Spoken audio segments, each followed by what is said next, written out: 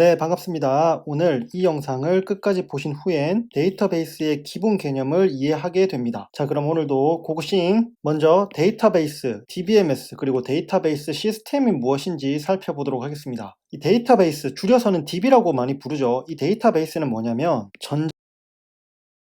네, 반갑습니다. 오늘 이 영상을 끝까지 보신 후엔 데이터베이스의 기본 개념을 이해하게 됩니다. 자, 그럼 오늘도 고고싱! 먼저 데이터베이스, DBMS, 그리고 데이터베이스 시스템이 무엇인지 살펴보도록 하겠습니다. 이 데이터베이스, 줄여서는 DB라고 많이 부르죠. 이 데이터베이스는 뭐냐면 전자적으로 저장되고 사용되는 관련 있는 데이터들의 조직화된 집합을 데이터베이스라고 합니다. 자, 그럼 이거를 좀 더 하나하나 자세히 살펴보면 먼저 관련 있는 데이터들은 무엇을 의미하냐면 예를 들어서 우리가 소셜 네트워크 서비스를 하나 사용한다고 해보겠습니다. 그러면 뭐 인스타그램이라든지 페이스북이라든지 뭐 그런 것들이 있을 텐데 여기에 들어가서 사진을 올리고 또 글을 쓰고 또 누군가의 컨텐츠에 댓글을 달고 이런 식의 일련의 정보들, 이런 데이터들이 모두 하나의 서비스와 관련된 데이터들이잖아요. 뭐 그 외에도 로그인하기 위해서 나의 개인 정보를 입력했다면 또 그 개인 정보 또한 이 서비스와 관련된 데이터들이 될 거고요. 그래서 이 관련 있는 데이터라고 할 때의 이 의미는 같은 출처나 혹은 같은 목적, 같은 서비스 안에서 생성되는 이런 데이터들을 관련 있는 데이터들이라고 합니다. 그러면 이런 관련 있는 데이터들을 조직화된 집합으로 묶어야 되는 겁니다. 여기서 중요한 거는 조직화라는 개념인데요. 지금 사진으로 보시는 것처럼 책이 이렇게 잘 정리되어 있지 않고 막 쌓여 있다면 내가 찾으려고 하는 책이 어디 있는지 찾기가 상당히 어렵겠죠. 그리고 또 같은 제목의 책들이 얼마나 있는지 재고 관리도 쉽지 않을 거고 여러 가지 불편함들이 많을 겁니다. 그래서 이런 상황에서는 이 책들을 가지고 뭔가를 하고 싶어도 신속하게 수행하기가 쉽지가 않겠죠. 하지만 잘 조직화된 데이터들은 내가 찾으려는 데이터들을 좀 더 빨리 찾을 수 있게 해줄 뿐만 아니라 불필요한 데이터가 중복돼서 생성되는 것도 막을 수 있고 데이터의 불일치 또한 막을 수 있습니다. 그래서 이렇게 조직화된 집합으로 데이터가 관리가 돼야 되는 게 또 중요한 포인트고요. 그리고 마지막으로 그러면 이렇게 관련 있는 데이터들을 조직화된 집합의 형태로 전자적으로 저장하고 사용할 때 이것을 데이터베이스라고 합니다. 그러니까 여기서는 전자적이라는 개념이 중요한 거겠죠. 데이터가 컴퓨터에 저장이 되고 또 사용이 될 때 이거를 전자적으로 저장된다고 또 사용된다고 볼 수 있겠습니다. 그래서 결국 다시 정리하면 이 데이터베이스의 의미는 전자적으로 저장되고 사용되는 관련 있는 데이터들의 조직화된 집합이다. 이렇게 이해를 하시면 좋을 것 같아요. 자, 그러면 이번에는 DBMS가 뭔지 살펴보겠습니다. DBMS는 데이터베이스 매니지먼트 시스템의 약자인데요. 얘는 어떤 역할을 하냐면 사용자, 그러니까 데이터베이스를 사용하려는 이 사용자에게 데이터베이스를 정의하고 또 만들고 관리할 수 있는 기능을 제공하는 소프트웨어 시스템, 요거를 DBMS, 데이터베이스 매니지먼트 시스템이라고 보시면 되겠습니다.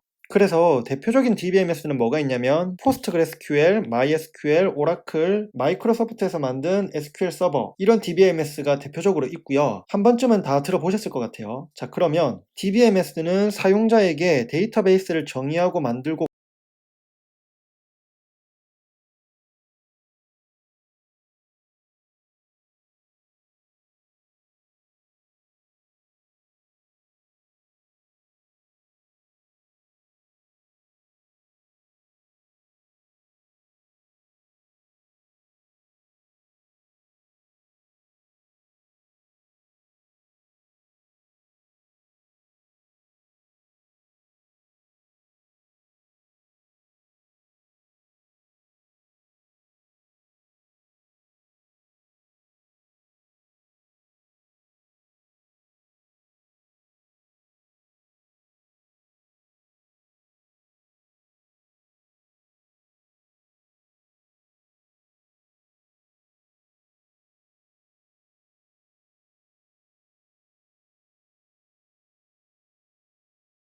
관리하는 기능을 제공하는 소프트웨어 시스템이라고 했는데, 그러면 여기서 DB를 정의하다 보면 부가적인 데이터가 발생을 할 수가 있어요. 그러면 이 부가적인 데이터를 뭐라고 부르냐면 메타데이터라고 부릅니다. 사실 이 메타데이터라는 용어는 데이터베이스에만 사용되는 용어는 아니고요. 일반적으로도 메타데이터라는 용어를 많이 쓰게 되는데, 원래의 이 메타데이터의 의미는 데이터 어바웃 데이터라고 해서 데이터를 설명하기 위한 데이터를 메타데이터라고 합니다. 예를 들어서 우리가 사진을 찍으면 그 사진의 해상도가 얼마인지, 그 사진의 포맷은 또 무엇인지, 그 사진이 언제 찍혔는지, 이렇게 그 사진과 관련된 부가적인 정보들이 있거든요. 이런 정보들은 사진이라는 데이터를 설명하는 데이터이기 때문에 이런 종류의 데이터들을 메타데이터라고 부릅니다. 그러면 이 데이터베이스에도 메타데이터가 있는데, 그게 바로 방금 설명드렸던 것처럼 데이터베이스를 정의하거나 기술하는 그런 데이터를 데이터베이스의 메타데이터라고 하는 겁니다. 얘를 카탈로그라고도 부르기도 하고요. 또 이 카탈로그는 데이터베이스의 메타데이터가 저장되는 곳을 카탈로그라고 부르기도 합니다. 자, 그래서 이 메타데이터는 어떤 것들이 있냐면 그 데이터의 유형이나 혹은 데이터베이스의 구조, 또 저장되는 데이터들의 제약 조건들, 데이터베이스와 관련된 보안, 데이터의 저장과 관련된 부분, 또 인덱스, 데이터베이스를 사용하는 사용자 그룹, 이런 식으로 여러 가지 관련된 데이터들이 있을 수 있고요. 그리고 이러한 메타데이터 또한 DBMS를 통해서 저장이 되고 관리가 됩니다. 그러면 데이터베이스 시스템은 뭐냐? 실제 그 데이터베이스와 그 데이터베이스를 관리할 수 있도록 하는 DBMS, 그리고 이 데이터베이스와 연관된 어플리케이션을 통틀어서 데이터베이스 시스템이라고 합니다. 그리고 여러 문서를 읽다 보면 이 데이터베이스 시스템을 그냥 데이터베이스라고 부르기도 해요. 그렇기 때문에 문맥에 따라서 데이터베이스가 무엇을 의미하는지 잘 파악하셔야 됩니다. 순수하게 그 데이터 자체를 의미하는 데이터베이스일 수도 있고요. 아니면 데이터베이스 시스템을 의미할 수도 있습니다. 그러니까 이거는 문서를 읽을 때 문맥에 따라서 잘 파악을 하시면서 보시는 게 좋을 것 같아요. 자, 그래서 전체적인 데이터베이스 시스템을 한번 살펴보면 기본적으로 어떤 사용자나 또 프로그래머가 있을 거고요. 그러면 우리는 백엔드 개발자니까 우리가 어떤 어플리케이션 프로그램을 만들었습니다. 그러면 이 프로그램에는 데이터베이스에 접근하기 위한 여러 가지 쿼리들이 있을 거잖아요. 여기서 쿼리라는 것은 데이터베이스에 접근해서 원하는 데이터를 가져오거나 혹은 원하는 형태로 데이터를 수정하는 그런 요청과도 같은 거라고 이해를 하시면 될 것 같아요. 자, 그러면 이런 프로그램들이 쿼리를 날리게 되면 이 데이터베이스 매니지먼트 시스템이 그 쿼리를 받아서 일단 그 쿼리가 무엇을 의미를 하는지 분석을 하게 되고, 쿼리가 요청한 것이 무엇인지 파악이 되면 이제 그 요청을 처리를 하는 거죠. 그래서 그 요청을 처리하기 위해서는 요청된 그 데이터가 어떤 형태로 되어 있는지 그런 부가적인 정보를 알아야 데이터를 읽어올 수 있으니까 그 부가적인 정보를 먼저 확인을 한 뒤에, 그럼 그 부가적인 정보를 바탕으로 실제 요청받은 데이터를 찾아서 이제 그 데이터를 어플리케이션에 돌려주는 형태로 동작을 하게 되는 겁니다. 그리고 이렇게 동작하는 방식이 전체적인 데이터베이스 시스템이 동작하는 방식이다, 그렇게 이해를 하시면 될 것 같아요. 자, 그러면 데이터 모델이 무엇인지에 대해서 한번 살펴보겠습니다. 이 데이터 모델은 데이터베이스의 구조를 기술하는데 혹은 설명하는데 사용될 수 있는 개념들이 모여있는 집합이라고 이해하시면 될 것 같아요. 그래서 이 데이터 모델은 이런 개념들을 바탕으로 데이터베이스의 구조를 추상화해서, 여기서 중요한 거는 추상화입니다. 추상화해서 표현할 수 있는 수단을 제공을 합니다. 이해가 되시죠? 그렇기 때문에 이 데이터 모델은 모델링으로 생각을 하시면 될 것 같아요. 데이터베이스의 구조를 원하는 형태로 혹은 원하는 추상화 수준으로 모델링하기 위해서는 적절한 데이터 모델이 필요할 거잖아요. 그런 의미에서 데이터 모델을 이해하시면 될 것 같아요. 그래서 데이터 모델은 여러 종류의 데이터 모델이 있고요. 어느 정도로 데이터베이스의 구조를 추상화할지 그 추상화 수준과 데이터베이스를 구조화하는 방식에 따라서 이 각각의 모델들이 조금씩 다릅니다. 그래서 데이터 모델은 여러 종류가 있다는 것, 그리고 이 데이터 모델은 DB에 읽고 쓰기 위한 기본적인 동작들도 포함을 한다, 그렇게 이해를 하시면 될 것 같아요. 그리고 여기 DB 구조라고 했는데 여기서 말하는 DB 구조는 데이터의 타입, 그러니까 데이터의 유형이죠. 그리고 다른 데이터들과의 관계, 그리고 그 데이터들의 제약사항 등등을 포함하는 개념이라고 이해를 하시면 될 것 같습니다. 그러면 이 데이터 모델을 분류를 할 수 있어요. 그러니까 카테고라이징을 할 수 있는데 크게 3개의 카테고리로 분류를 할 수 있습니다. 컨셉추얼 혹은 하이 레벨의 데이터 모델이 있고요. 로지컬 혹은 리프레젠테이션을 한 데이터 모델이 있고요. 그리고 피지컬 혹은 로우 레벨의 데이터 모델이 있습니다. 위에서부터 차례대로 각 카테고리를 살펴보면, 먼저 컨셉추얼 데이터 모델은 뭐냐면 일반 사용자들이, 그러니까 개발자뿐만 아니라 비개발자조차도 쉽게 이해할 수 있는 개념들로 이루어진 모델이에요. 그래서 이 데이터 모델은 데이터베이스 구조를 추상화하는 수준이 가장 높습니다. 그리고 얘는 비즈니스의 요구사항을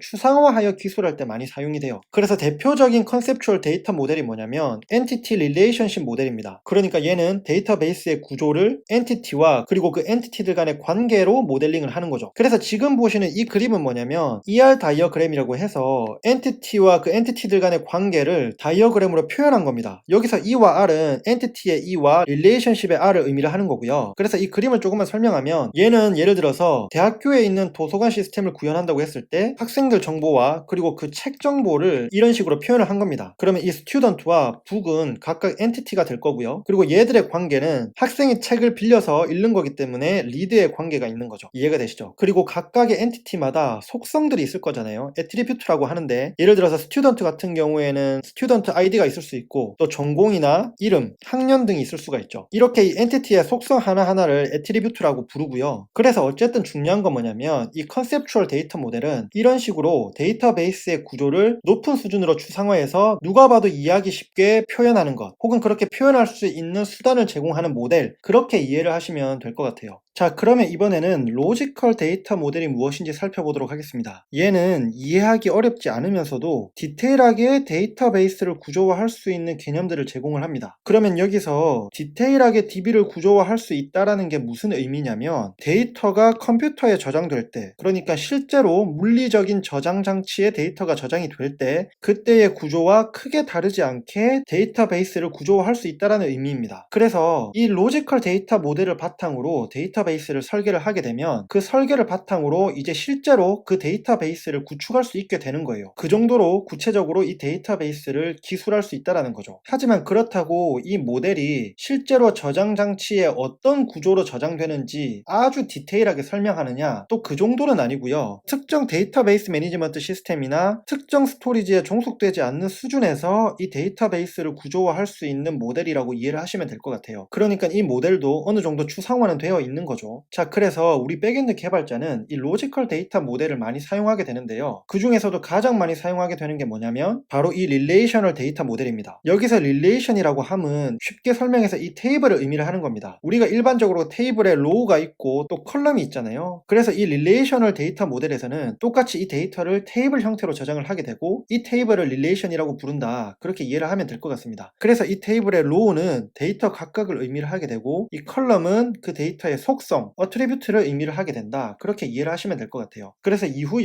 영상들에서는 이 릴레이셔널 데이터 모델을 집중적으로 공부를 하게 될 겁니다. 자, 그리고 이 릴레이셔널 데이터 모델 말고도 로지컬 데이터 모델은 여러 종류가 있는데요. 객체 개념을 사용해서 데이터베이스를 모델링하는 오브젝트 데이터 모델이 있고요. 이 두 개의 모델을 합쳐서 오브젝트 릴레이셔널 데이터 모델도 있습니다. 그리고 그 외에도 여러 가지 데이터 모델이 있는데 가장 많이 사용되는 것은 이 릴레이셔널 데이터 모델이다, 그렇게 이해를 하시면 될 것 같고요. 우리가 앞에서 살펴봤던 유명한 데이터베이스 매니지먼트 시스템들도 대부분 이 릴레이셔널 데이터 모델에 기반한 DBMS라고 보시면 됩니다. 그래서 오라클이나 MySQL 또 MS SQL 모두 이 릴레이셔널 데이터 모델이고요. 포스트그레스QL 같은 경우에는 오브젝트 릴레이셔널 데이터 모델인데요. 얘도 어쨌든 릴레이셔널 데이터 모델을 포함하고 있기 때문에 유명한 DBMS는 모두 릴레이셔널 데이터 모델에 기반하고 있다, 그만큼 이 릴레이셔널 데이터 모델이 많이 사용되고 있다, 이렇게 이해를 하시면 되겠습니다. 자, 끝으로 피지컬 데이터 모델을 살펴볼게요. 얘는 컴퓨터에 데이터가 어떻게 파일 형태로 저장이 되는지를 기술할 수 있는 수단을 제공합니다. 그러니까 데이터가 실제로 저장 장치에 저장되는 형태에 가장 근접하게 데이터베이스 구조를 표현할 수 있는 데이터 모델인 거죠. 그래서 얘는 데이터 포맷이나 데이터의 순서, 또 인덱스로 대표되는 액세스 패스 등 실제로 컴퓨터에 저장되는 것과 밀접하게 모델링할 수 있는 그런 방법들을 제공을 합니다. 그리고 방금 말씀드렸던 이 액세스 패스를 조금 더 자세히 설명하면 얘는 데이터의 검색을 빠르게 하기 위한 구조체이고요. 대표적인 예로 인덱스가 있는 거죠. 자, 그러면 방금 살펴봤던 데이터 모델을 바탕으로 이제 데이터베이스의 스키마가 무엇인지, 그리고 데이터베이스의 스테이트는 무엇을 의미하는지를 살펴보도록 하겠습니다. 먼저 데이터베이스의 스키마는 데이터 모델을 바탕으로 데이터베이스의 구조를 기술한 것이라고 이해하시면 되겠습니다. 그래서 이 데이터 모델이 데이터베이스의 구조를 모델링할 수 있는 방법을 제공하는 것이라면 이 데이터베이스 스키마는 그 모델을 바탕으로 실제로 그 데이터베이스의 구조를 기술하는 것,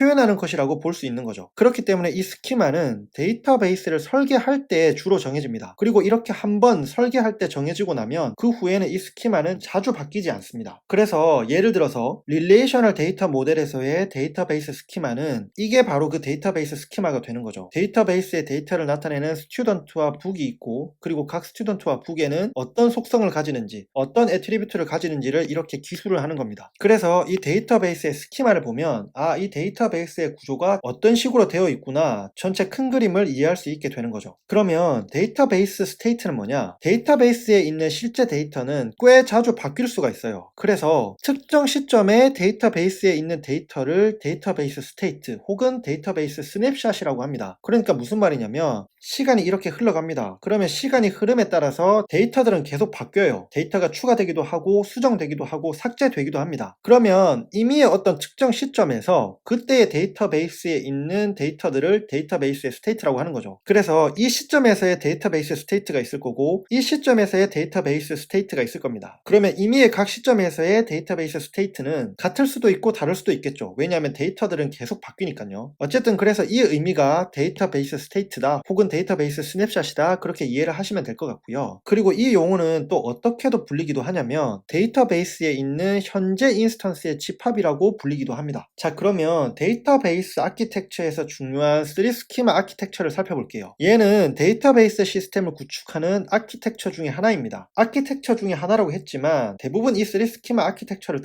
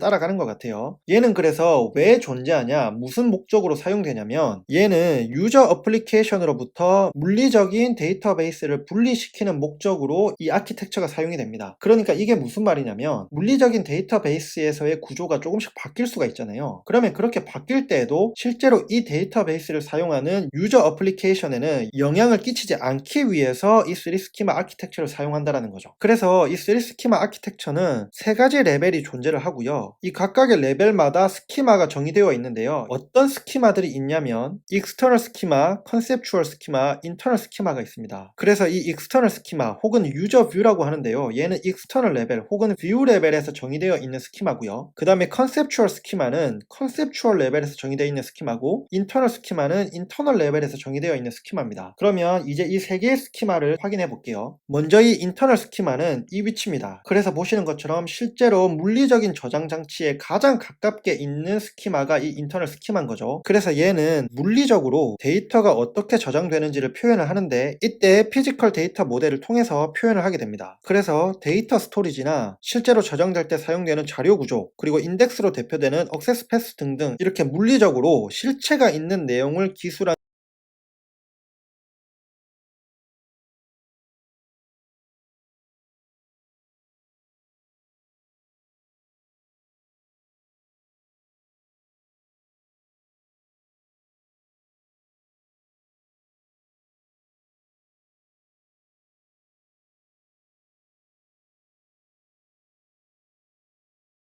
라는 스키마가 이 인터널 스키마라고 이해를 하시면 되고요. 익스터널 스키마를 살펴보면 얘는 위치가 여기거든요. 그래서 실제 사용자가 바라보는 스키마라고 이해하시면 되겠습니다. 그래서 이 익스터널 스키마는 사용자가 바라보는 것이기 때문에 익스터널 뷰라고도 합니다. 뷰라는 표현을 쓰는 거죠. 혹은 유저 뷰라고도 불리고요. 그러면 이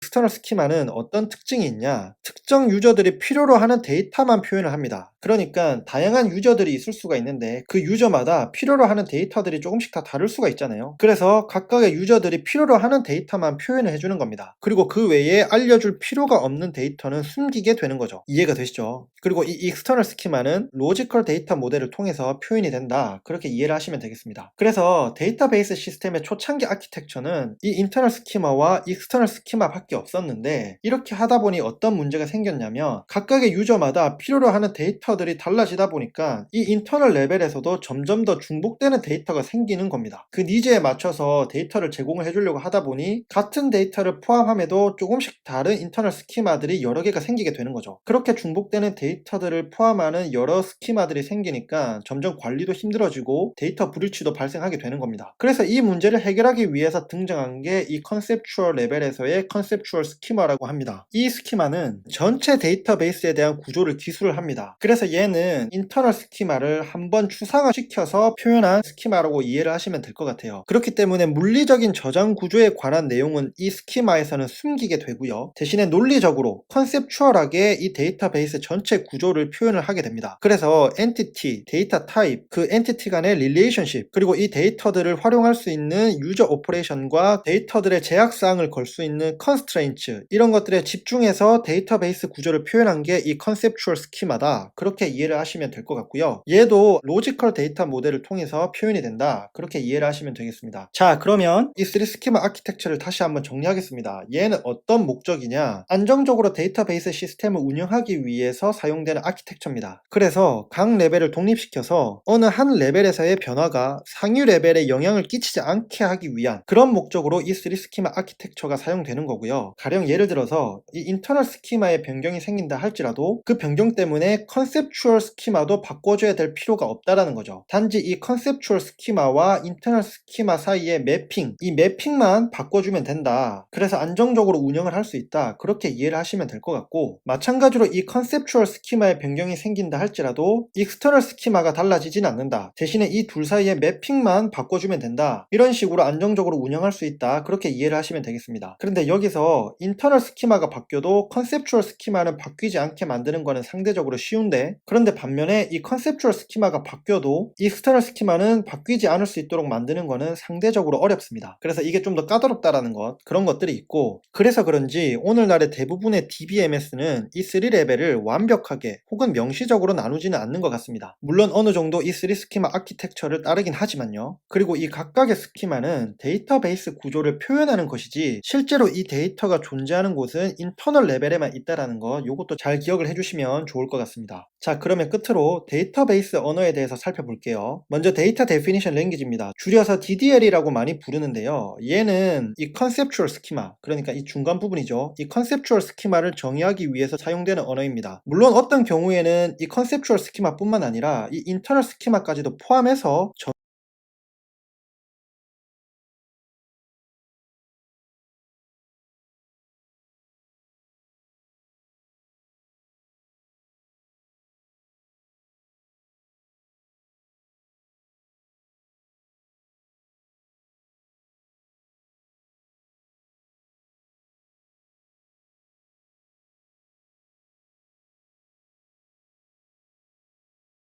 정의할 수 있는 경우도 있다고 해요. 그런데 대부분의 경우에 이 DDL은 컨셉추얼 스키마를 정의하는 데 사용이 되고, 뒤에서 다시 한번 설명드리겠지만 이 인터널 스키마는 따로 언어를 가지고 정의하기보다는 어떤 파라미터를 통해서 이 스키마를 정의를 한다, 그렇게 이해를 하셔도 무리 없을 것 같습니다. 자, 또 다른 언어인 스토리지 데피니션 랭귀지가 있는데요, 줄여서 SDL이라고 합니다. 얘는 인터널 스키마, 그러니까 이 부분이죠, 인터널 스키마를 정의하는 용도로 사용되는 언어인데요. 그런데 요즘은 특히 릴레이셔널 DBMS에서는 이 SDL이 거의 없고요, 파라미터를 통해서 인터널 스키마를 설정하는 것으로 대체가 됐다고 보시면 되겠습니다. 이번에는 View Definition Language입니다. 줄여서 VDL이라고 하는데요, 얘는 그 이름에서도 알 수 있듯이 External Schema, 그러니까 이 부분이죠, External Schema를 정의하기 위해 사용되는 언어입니다. 그런데 대부분의 DBMS에서는 아까 앞에서 설명드렸던 이 DDL이 VDL의 역할까지도 수행을 한다고 보시면 돼요. 그래서 결국 Definition Language로는 DDL이 대부분 모든 것들을 커버한다, 그렇게 보셔도 무방할 것 같습니다. 그리고 Data Manipulation Language가 있는데요, 줄여서 DML이라고 합니다. 얘는 데이터베이스에 있는 실제 데이터,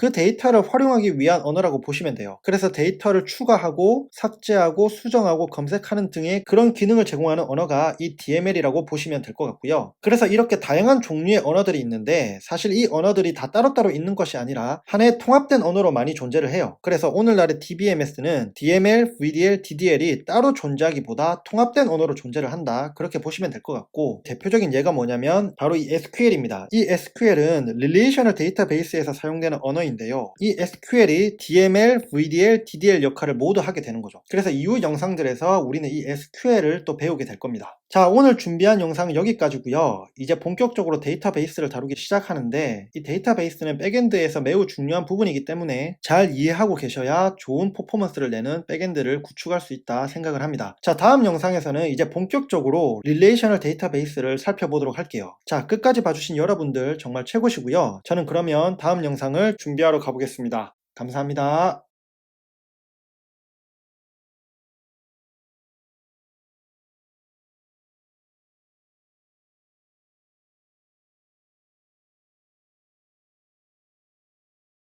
안녕.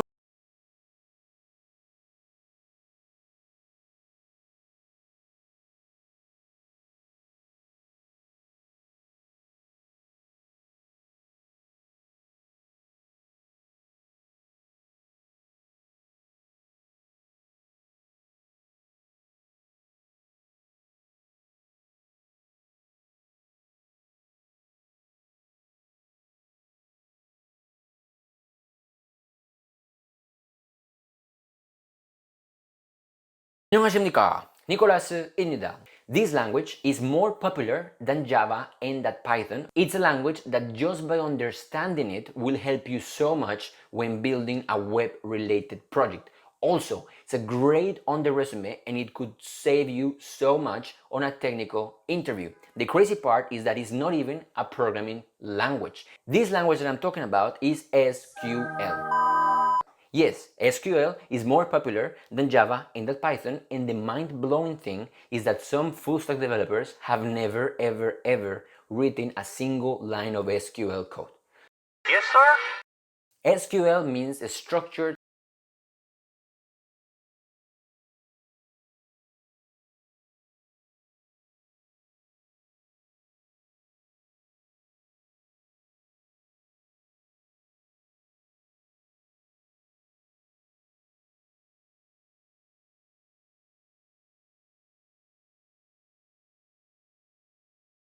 query language. It is a language specifically designed to talk to databases.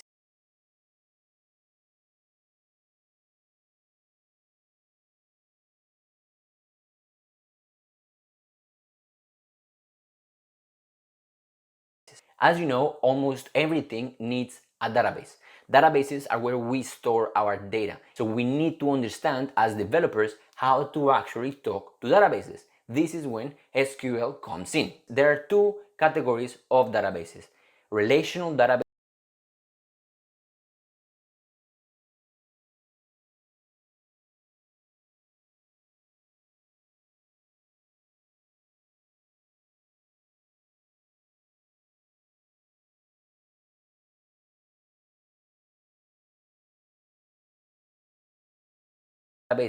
and non-relational databases, also known as SQL and non-SQL. On the SQL corner, we have stuff like MySQL, PostgreSQL, SQLite. And on the NoSQL corner, we have things like MongoDB, DynamoDB, and CouchDB. On this video, I'm not gonna make a comparison between NoSQL and SQL, but if you want that video, leave it in the comment because it's a really fun fight to have. SQL databases have been the default choice for most companies and most use cases. Most companies, governments, bank, enterprise, legacy systems run on SQL. That's why SQL is the industry standard. Orders, Captain? Now, how do SQL databases look like and how do they work? An SQL database looks just like an Excel document. So, a database has tables, an Excel document has sheets. A table has rows and columns, an Excel sheet has rows and columns. So, let's pretend that we have a database and that database has 4 columns. Those are ID, name, email, and age. And on the rows, let's say we have 5 users. Now let's take a look at some basic SQL commands. Select. Let's say that I want to get all the emails from the users on the table students. So what I'm gonna do is write select email from students, and that's it. As you can see, I am using select and from. Those two are SQL commands, but they are much just like English. I told you this is not a programming language, it's a query language, and it looks just like normal English. Now, let's try to get the emails from the users that are older than 21. So now we say select email from the table students where the age is more than 21. Again, this statement looks really much like normal English, and we can just read it and understand what's going on. Now, let's get the ages of the users that have an email that ends with naver.com. So now we're going to say select age from the table students where the email like ending with naver.com. In this case, we are using this percentage sign, and that means that we are looking for something that ends with naver.com. What if we want to delete the student with the ID number 2? All we have to do is say delete from the table students where the ID is the number 2.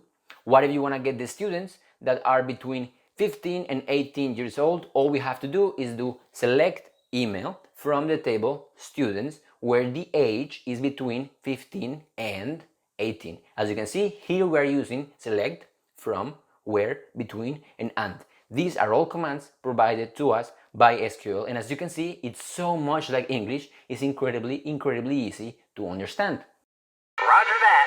So, why so many programmers avoid SQL or they just don't know SQL? The answer is ORMs. This is basically a thing that takes my favorite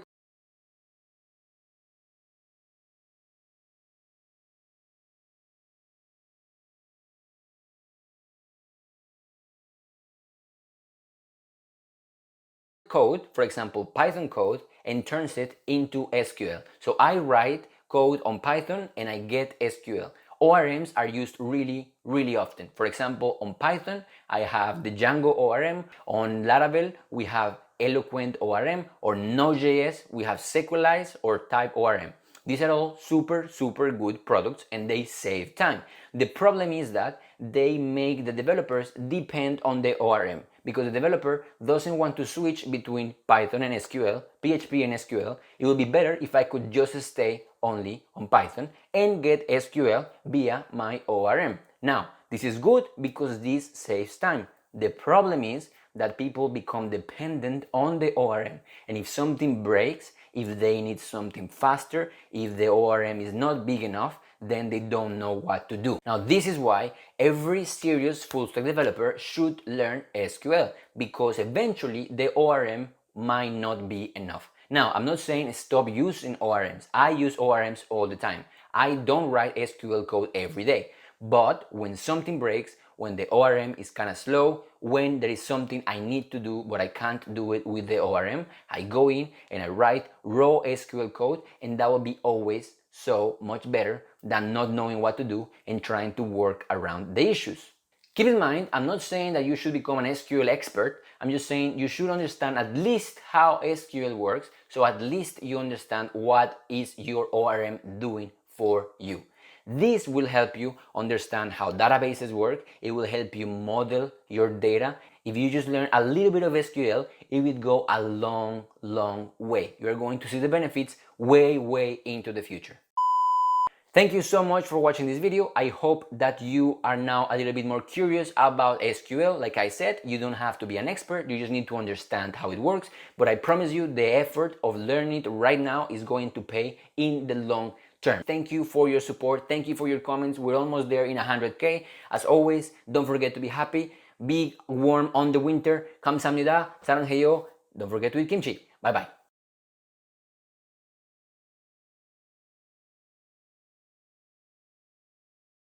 자, 여러분들은 지금부터 구민체육센터에서 일하는 개발자라고 가정을 해보도록 할게요. 자, 그래서 이제 뭐 체육센터에 등록한 사람들 있죠. 이런 것들을 이제 쭉 테이블로 정리를 일단 DB에다가 해두고 싶은 거예요. 자, 그래서 테이블을 하나 이렇게 만들어 두고요. 그 다음에 회원들이 이제 어떤 프로그램에 등록했는지를 이렇게 하나씩 정리를 해두기 시작을 한 거예요. 근데 갑자기 김민수라는 사람이 갑자기 다음날 골프 초급이라는 프로그램을 또 수강 신청을 해버린 거예요.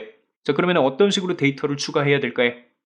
어떤 사람들은 이런 식으로 이제 데이터를 추가하기도 하는데 뭐 이것도 뭐 나쁘지 않습니다. 자, 근데 보통은 이렇게 해 놓으시면 나중에 이제 데이터를 찾고 싶을 때, 예를 들어서 골프 초급을 수강 신청한 사람들을 막 이렇게 찾아내고 싶을 때 뭐 조건식 같은 걸 where문을 이렇게 간단히 쓰는 게 아니라 뭐 like 연산자를 쓴다든지 뭐 그런 상황이 발생할 수 있겠죠. 그런 식으로 성능이 좀 저하될 것 같기도 하고요.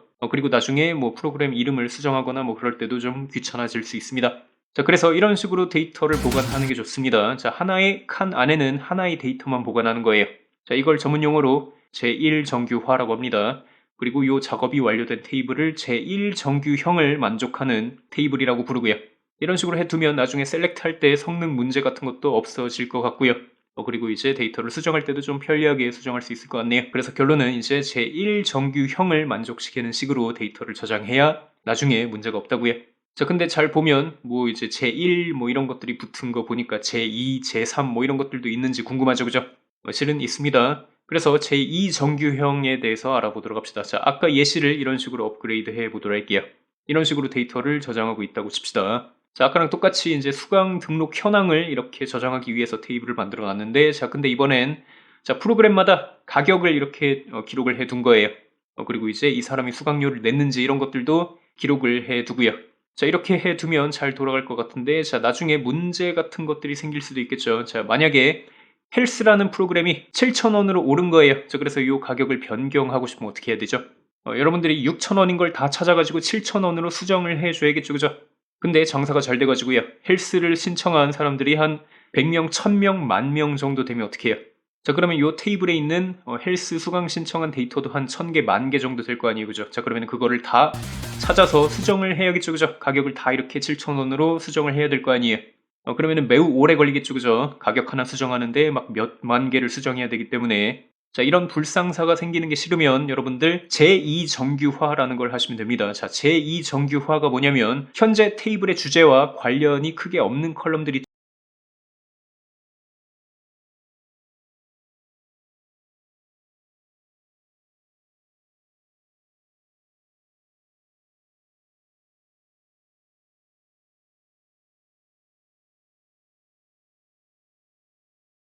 있죠. 그런 쓰잘데기 없는 컬럼들은 다른 테이블로 옮겨 두시면 되는 거예요.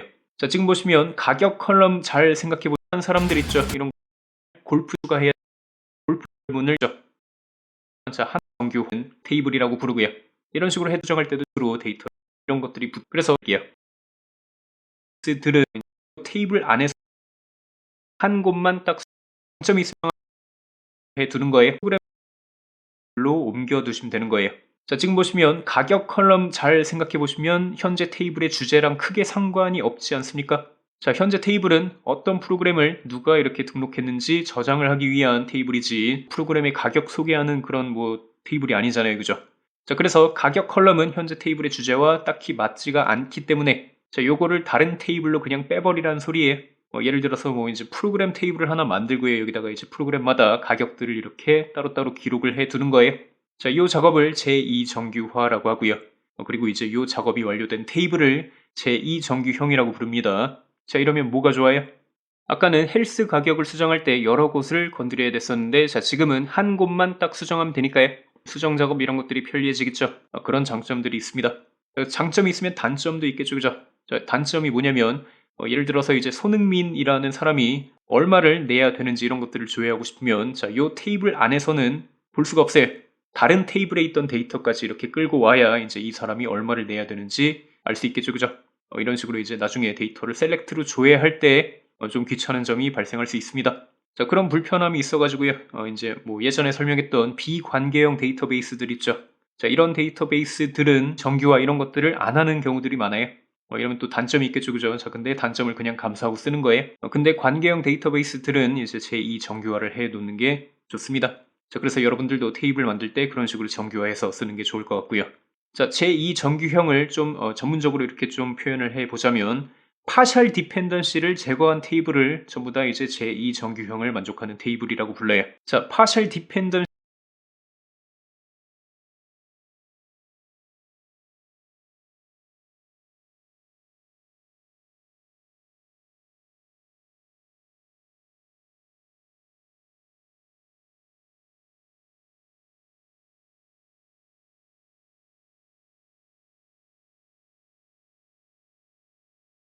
가 뭔지 좀 쉽게 설명을 하기 위해서 개념 하나만 짚고 넘어가 보도록 합시다. 자, 컴포지트 프라이머리 키라는 표현이 있습니다. 자, 이게 뭐냐면 일단 프라이머리 키라는 거 배웠죠. 그죠? 프라이머리 키가 뭐예요? 자, 이런 컬럼들을 프라이머리 키라고 한다고 했죠. 그죠?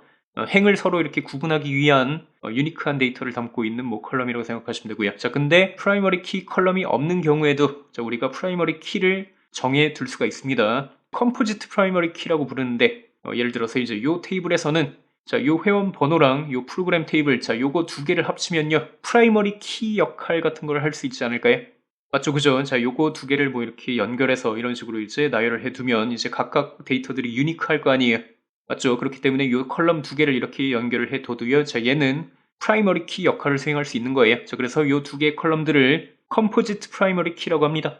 합하면 프라이머리 키 역할을 할 수 있는 컬럼들을 그런 식으로 표현을 합니다. 꼭 두 개가 아니어도 세 개, 네 개 이상 이렇게 합쳐도 전혀 상관없고요. 자, 그럼 이제 partial dependency를 이해할 수 있는데 자, partial dependency가 뭐냐면 자, composite primary key 있죠? 자, 여기에 종속된 컬럼이 있습니다. 예를 들어서 자, 지금 보시면 프로그램 컬럼에 가격 컬럼이 이렇게 종속이 되어 있습니다. 자, 지금 가격 컬럼은 프로그램에 따라서만 딱 결정이 되죠. 그죠? 회원 번호 이런 거랑은 전혀 상관없죠. 그죠? 자, 이런 식으로 하나의 컬럼, 하나의 컴포지트 컬럼에만 종속이 되어 있어요. 자, 이 경우에 자, 이 컬럼은 여기에 partial dependency가 있다고 표현을 합니다. 자, 그래서 이 partial dependency가 있는 컬럼을요, 다른 테이블로 빼버리면 제2 정규화가 완성이 되는 거예요. 자, 이게 교과서적인 정의 같은 거예요. 컴공 시간에 배우는 것들이고요. 근데 나는 빡통이라 이해가 안 간다고요? 그러면 그냥 제2 정규화를 하고 싶으면 현재 테이블의 메인 주제랑 상관없는 컬럼을 다른 테이블로 빼면 되는구나. 거기까지만 이해하시면 되는 거예요. 자, 이번엔 제3정규형에 대해서도 알아보도록 합시다. 예를 들어서 자, 프로그램마다 강사, 그러니까 어떤 사람들이 가르치는지 이런 것들을 기입하고 싶어가지고 강사 컬럼도 만들어 놨고요. 자, 그 다음에 이 강사들이 어디 대학 출신인지도 기록하고 싶어가지고 출신 대학 컬럼도 만들어 놨습니다. 자, 이 테이블 잘 관찰해 보시면 제2정규형 테이블 맞죠? 그죠? partial dependency 이런 거 보여요? 없죠. 왜냐하면 컴포지트 프라이머리 키가 아마 없기 때문에 partial dependency도 없을 거예요. 그냥 프라이머리 키 역할을 하는 하나의 컬럼만 있을 뿐이에요.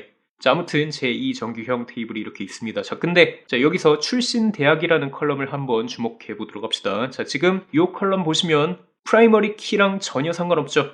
프라이머리 키랑 전혀 상관이 없고요. 자, 그냥 강사라는 잔챙이 컬럼에만 딱 종속이 되어 있어요.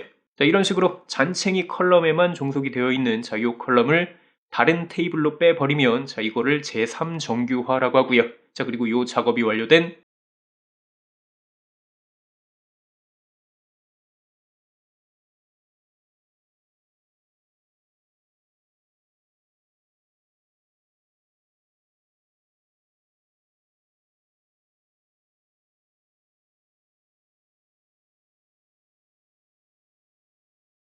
테이블을 제3정규형이라고 합니다.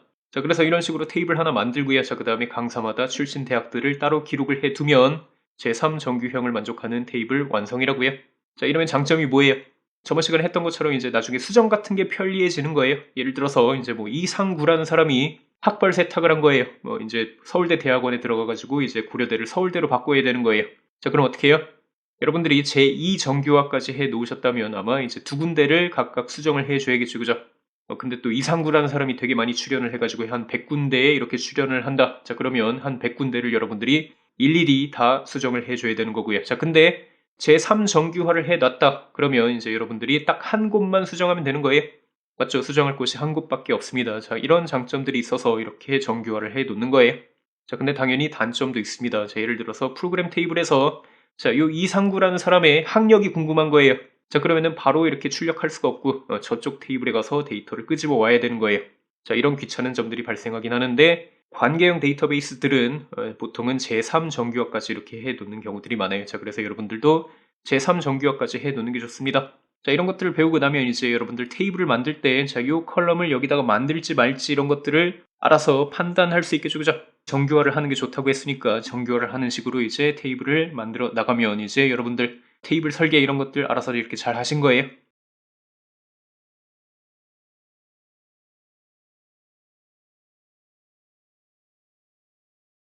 코드 대충 짜 놓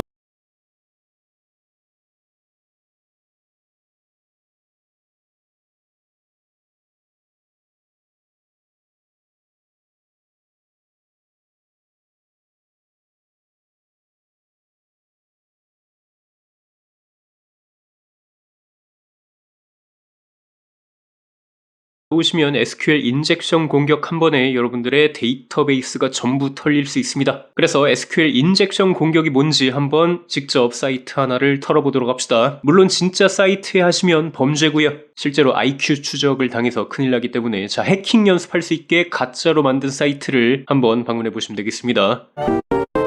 자, 여기서 한번 해보도록 할게요. 자, 이런 사이트 보시면 로그인할 때 아이디나 비번 입력란이 있습니다. 자, 일단 우선적으로 해보셔야 될 게 여기다가 따옴표를 쳐서 입력해 보는 거예요. 자, 왜 하는 거냐면 자, 평소에 아이디 비번이 틀리면 이런 메시지가 나오는데 자, 근데 갑자기 따옴표를 입력하는 순간 갑자기 이렇게 다른 에러 메시지가 나온다. 그러면 딱 걸린 거예요. 자, 요건 SQL 인젝션 공격하기 매우 쉬운 인풋이란 뜻이고요. 자, 요 사이트도 해킹해 볼 수 있게 이렇게 만든 뭐 가짜 뱅킹 사이트인데 자, 요 사이트 들어가서 해보셔도 평소엔 요런 에러 메시지가 이렇게 나오는데 자, 따옴표를 치는 순간 에러 메시지가 이렇게 변합니다. 그죠? 자, 이런 에러 메시지가 변화하는 이유가 뭐냐면 자, 우리가 로그인을 하려면 유저가 입력한 아이디 비번이 DB에 존재하는지 확인해야 될 거 아니에요. 그럴 때 관계형 DB를 쓰는 경우 개발자들은 이런 SQL 코드를 작성할 거예요. 진짜 별거 아닌데 뭔 소리냐면 자, 지금 DB에 accounts라는 유저 아이디 비번 모아놓는 테이블이 있는데 거기서 이제 아이디가 유저가 입력한 거랑 일치하는 행을 찾아주세요 라는 뜻이에요. 근데 문제는 유저가 입력한 걸 여기 그대로 이렇게 집어넣을 때 자, 유저가 따옴표를 넣게 되면 자, 따옴표는 SQL 문법의 일부이기 때문에 이상한 SQL 문법 에러가 나게 되고 자, 아까처럼 에러 메시지도 살짝 달라지는 거예요. 자, 그래서 이제 여러분들 서버 만들 때 에러 메시지를 너무 자세하게 작성하면 해커들에게도 도움이 되니까 주의하시고요. 자, 아무튼 이런 인풋을 발견하면 자, SQL 문법을 집어넣을 수 있다는 뜻이라 이제 여러분들은 여기 인풋을 이용해서 강제 로그인 같은 것도 가능하고요. DB에 있던 테이블 전체도 이렇게 빼올 수 있고요. 심지어 DB를 삭제하는 테러 행위도 가능하고요. 자, 진짜 강제 로그인 같은 거 되는지 한번 해보도록 합시다. 자, 우선 남의 아이디 하나만 심지어 DB를 삭제하는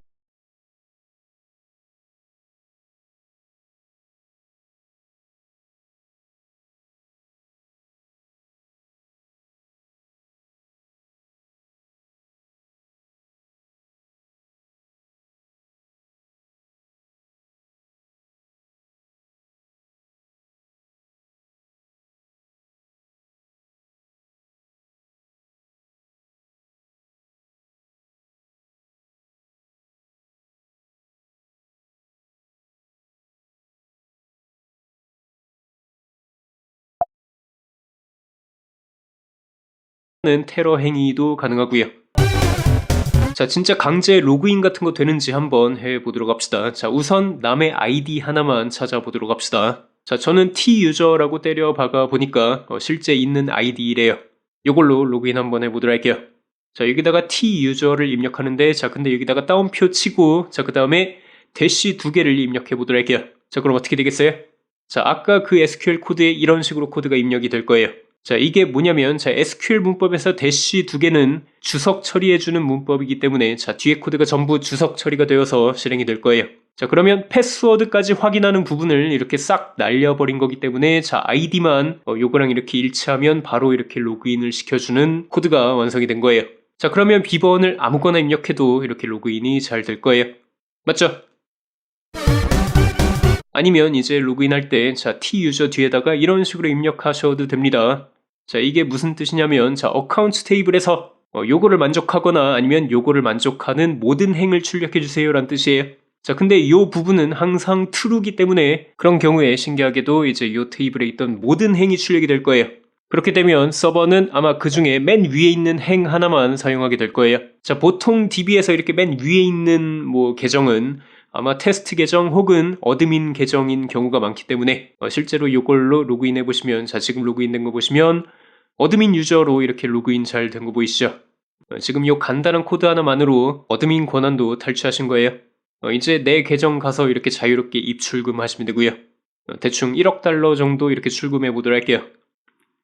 이러면 이제 결과 보시면 1억 정도 이렇게 빼돌렸다고 잘 나오는 것 같고요.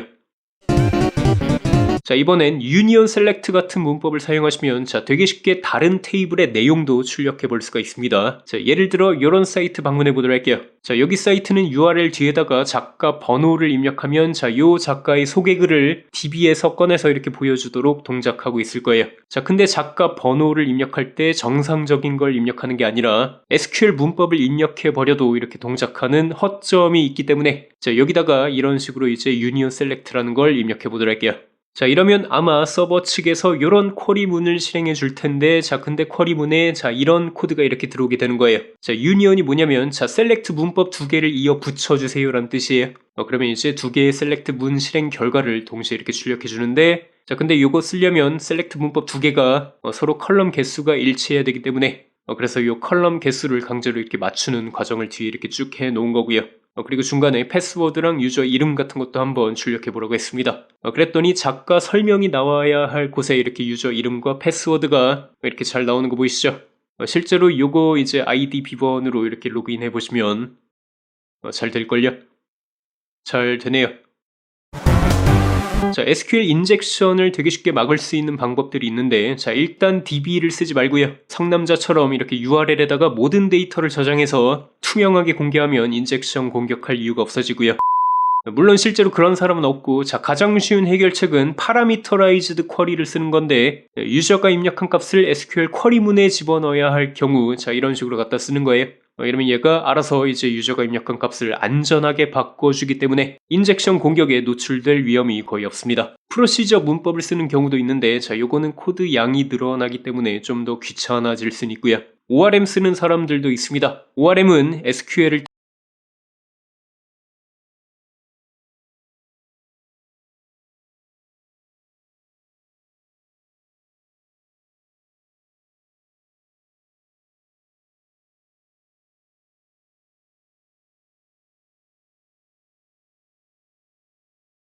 좀 더 귀찮아질 수는 있고요. ORM 쓰는 사람들도 있습니다. ORM은 SQL을 대신 짜주는 라이브러리 같은 거고요. ORM 문법에 잘 맞춰서 이렇게 갖다 쓰시면 인젝션 공격은 대부분 신경 안 써도 되고요. 아니면 자주 쓰이는 인젝션용 코드 같은 게 있는데, 여기 자주 나오는 특수 기호들을 미리 걸러주는 것도 하나의 방법이 될 수 있고요. 실제로 학생분들이 가끔 해킹 이런 거에 매력을 느끼고 실제 서비스에 이상한 짓을 하는 분들이 있는데, 진짜 하시면 경찰서 가니까 하시면 안 되고요. 근데 이런 거 가르치는 이유는, 자, 해킹하는 법을 알아야 이렇게 막을 수도 있기 때문에 이런 거 알아두는 것도 이제 코드 짤 때 여러분들 도움이 될 것 같습니다.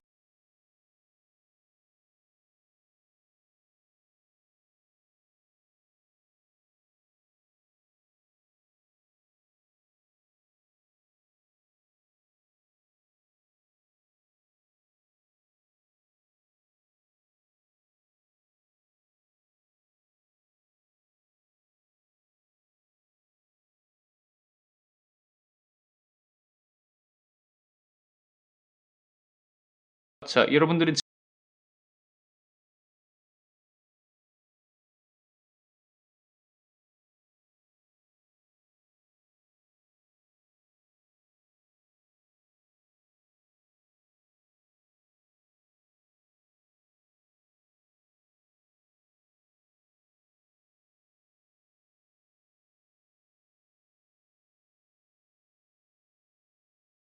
안녕하십니까?